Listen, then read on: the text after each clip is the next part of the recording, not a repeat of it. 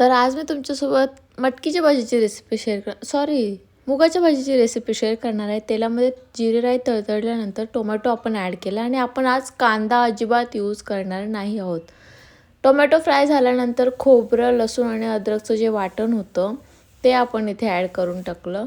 त्यानंतर त्यांना व्यवस्थित मिक्स करून घ्यायचं आणि त्या मसाल्याला तेल सुटेपर्यंत होऊ द्यायचं. इथे मी बेसिक मसाले ॲड केले होते, त्यात थोडं पाणी टाकलं कारण मसाला खाली लागू नये. आणि आता तो व्यवस्थित मिक्स करून घ्यायचा आणि त्याला पण तेल सुटेपर्यंत होऊ द्यायचं. इकडे तुम्ही बघाल तर त्याला व्यवस्थित तेल सुटलेले आहे. मग मी त्यामध्ये धुतलेली मूग ॲड केले आणि त्यांना पण व्यवस्थित मिक्स करून घेते. ते व्यवस्थित मिक्स झाले की त्यामध्ये मीठ टाकायला अजिबात विसरू नका. मीठ टाकाल तरच चव येईल ना कुठल्याही पदार्थाला. सो मीठ पहिले टाका.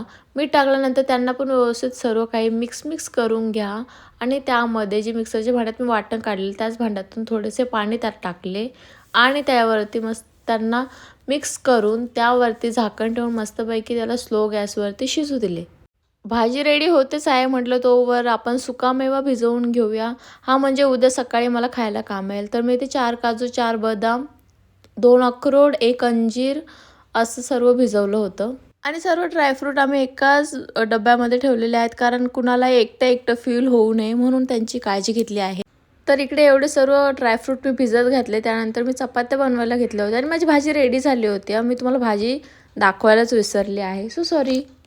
तर इथे मी मस्तपैकी चपाती गोल लाटून घेतली आणि ती तव्यावरती टाकली आणि तव्यावरती टाकल्यानंतर थोड्या वेळासाठी माझं लक्ष इकडे तिकडे झालं तर ती करपून गेली आणि ती करपल्यानंतर अशी दिसत होती. आता ती मलाच खावी लागेल, दुसरा कोणी खाणार नाही. त्यानंतर आमचं जेवण वगैरे झाल्यानंतर आम्ही गेलो होतो इकडे आणि इकडे मी काय घेतलं होतं तर इकडे मी प्रोटीन बार घ्यायला आले होती. म्हटलं थोडंसं प्रोटीन खावं. तर असा होता माझा दिवस. बाय.